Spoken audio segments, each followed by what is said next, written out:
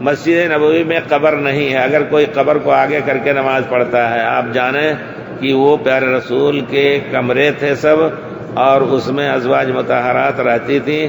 جب سب کی وفات ہو گئی تو جب مسجد کی توسیع کی جانے لگی تو اس کو، کیونکہ لوگ اس خالی جگہ پر نماز پڑھتے تھے، ادھر جو کمرے تھے پوری لائن سے 9 بیویوں کے کمرے تھے، اس میں نماز پڑھتے، تو اس کو مسجد میں داخل کر دیا گیا. رہ گئی بات پیارے رسول کے حجرے کو الگ رکھا گیا، مسجد میں وہ نہیں ہے. اب اگر کوئی شخص حجرے مبارک کو قبلہ بنا کر کے اس نیت سے پڑھ رہا ہے کہ پیارے رسول کی قبر کو آگے ہم پڑھیں، تو یقیناً شرک کر رہا ہے. یہ گنبد جو ہے ایک ضرورت کے تحت ہم نے دیکھا، ہم نے مسجد ہندوستان میں بڑی مسجدیں بنوائی ہیں لوگوں نے الحمدللہ طلب کیا، تو ایک مینارے کی یہ ضرورت ہے، اس پہ آپ مائکروفون لگ گئے اور کچھ، اور زیادہ خرچ کرنے یہ اسراف ہو جاتا ہے. اور جو قبۃ خضرا جو بنائے ہیں، آپ اس کے بارے میں اگر پوچھنا چاہتے ہیں تو اس کے بارے میں بھی علماء نے فتویٰ دیا ہے کہ یہ سنت رسول کے خلاف ہے.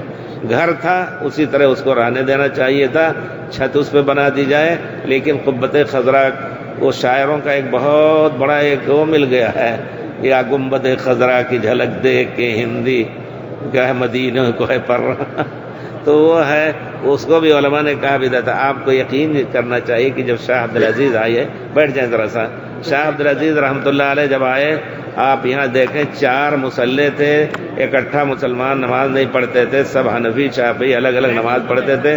یہ بھی ایک بہت بڑا جرم ہوا تاریخ میں، اور یقیناً یہ بہت بڑی غلطی، ہر ایک نے اس پر اٹیک کیا ہے، اور 800 سال تک یہ چلتا رہا. جب اللہ نے ان کے ہاتھ میں مکہ دیا، یہی علماء کو جو تمام 4 مذاہب کے علماء تھے ان کو اکٹھا کیا، یہی جگہ ہوگی باب ابراہیم کے سامنے. تو کہتے ہیں کہ سب سے پوچھا بتاؤ پیارے رسول کے زمانے میں ایک ہی مسجد میں کئی نمازیں ہوتی تھیں یا کئی مذہب ہوتے تھے؟ کہا نہیں. کہا اگر یہ جائز ہے اور جو تم لوگوں نے ہر مسلح بنا رکھے ہیں اور اس پر باقاعدہ بلڈنگیں بنا رکھی ہیں، چھجا بنا رکھا ہے، یہ سنت ہو تو ہم اس کو سونے سے بنوا دیں. تو کہا نہیں سنت نہیں ہے، ایک چیز چل رہی ہے. تو کہا میں یہ کہہ رہا ہوں کہ اگر یہ سنت نہیں ہے، بدعت ہے یا پیارے رسول کے طریقے کے خلاف ہے، تو کل ہی اس کو بند کیا جائے، ایک امام کے پیچھے نماز پڑھی جائے. دوسرے ہی دن سے ایک امام کے پیچھے نماز پڑھی جانے لگی. اور پھر جب سن 69 یا 70 میں نہیں، اور پہلے عربی کے حساب سے شاہ سعود کے زمانے میں اس کی یہ ہوئی، کیا نام، توسیع ہوئی. تو پھر ادھر توسیع ہوئی ادھر توسیع ہوئی، تو ان کو گرا دیا گیا، تمام یعنی قبوں کو جو ان کے بنے ہوئے تھے. اور مدینے میں قبہ خضرا کو گرانا چاہتے تھے، لیکن یہاں کے علماء بھی بڑے عقل مند، انہوں نے گرانا چاہتے تھے، کہتے تھے سنت کے مطابق اس کو بھی مٹا دیا جائے. تو لوگوں نے، علماء نے مشورہ کیا، کہا کہ آپ دنیا کے علماء کو بلا لیجئے، پھر مشورہ لے لیجئے کہ ایک چیز ہو گئی ہے، آپ ذمہ دار اس کے نہیں ہیں، جس نے کیا وہ گناہ گار ہے، اس کو گرایا جائے یا چھوڑ دیا جائے، مصلحت کیا ہے. تو آخر میں مجلس یہاں تک کہ یہ سننے میں آتا ہے کہ وہ بلانے سے پہلے ہی انہوں نے کہا کہ چھوڑ دیا جائے، جس نے کیا ہے اس کا گناہ اس کے اوپر، لیکن ہم اس سے راضی نہیں ہیں کہ پیارے رسول نے قبر پر بلڈنگ بنانے سے منع فرمایا ہے. تو ہونا یہ چاہیے تھا. اس زمانے میں بھی علماء نے اعتراض کیا کہ پیارے رسول کی مسجد سے لے کر کے، دیوار سے لے کر کے ادھر مسجد ہونی چاہیے، مسجد آگے نہیں بڑھانی چاہیے. سعودی حکومت میں آپ دیکھتے ہیں اگر بڑھانا چاہتے تو بقیع تک ادھر بھی بڑھا سکتے تھے، لیکن ادھر نہیں بڑھایا، دوسری طرف دور تک بڑھایا ہے، دائیں بائیں. تو اللہ تعالیٰ قائم دائم رکھے کہ واقعی انہوں نے جو توحید کی خدمت کی ہے، لوگ برا بھی کہیں لیکن یہ جو ہے العین دین اسلام کی خدمت بہت بڑی کی ہے 800 سال کے بعد. جہاں کی دنیا میں کوئی ایسی دولت، ایسی حکومت نہیں آئی کہ جس نے سنت اور دین کی خدمت اس طرح کی ہو.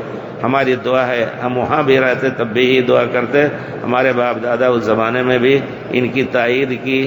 اور جبکہ محمد علی، شوکت علی چاروں طرف گھوم رہے تھے کہ حج کرنے نہ جاؤ وہاں بھی جھنڈے کے نیچے، اس وقت ہمارے دادا آئے تھے حج کرنے. کہتے تھے اس سال مولانا امرتسری نے اعلان کرایا، ثناء اللہ امرتسری، انہوں نے کہا کہ نہیں، اس سال حج توحید کے جھنڈے کے نیچے ہوگا، جو جا سکے جائے. تو شعیبہ اترے تھے، کیونکہ جدہ بھی وہ یہاں سے بھاگ کر کے، جو یہاں کے گورنر تھے، بھاگ کر کے جدہ میں بیٹھے تھے اور انہوں نے گھیر رکھا تھا لوہے کے، اس سے بڑی عجیب تاریخ ہے، لوہے کے جالی گھیر رکھی تھی سمندر کے تک، اور ان کے بھائی فیصل جو عراق کے بادشاہ تھے ان سے مدد مانگ رہے تھے، انہوں نے گھیر رکھا تھا ان کو، حاجیوں کو شعیبہ میں اتارا۔ شعیبہ ایک جگہ ہے پلانٹ، اس وقت وہاں بھی جہاز اترتے تھے، اس وقت وہاں میٹھا پانی کیا جاتا ہے، بجلی پیدا ہوتی ہے، کئی مرتبہ جا چکا ہوں، وہاں ہمارے درس وغیرہ ہوتا تھا، تو الحمدللہ وہاں سے حاجیوں کو لایا گیا، اور یہ کہتے تھے کہ دیکھو اس سال حج بہت خطرناک ہے، نہ جاؤ۔ مولانا محمد علی جوہر اور شوکت اپنی سیاسی وزن کو انہوں نے استعمال کرنا شروع کیا، متحدہ ہندوستان کے چاروں طرف گھوم رہے تھے کہ اس سال حج کرنے نہ جائیں لوگ، لیکن آئے الحمدللہ، پوری دنیا سے لوگ آئے۔ وصلی اللہ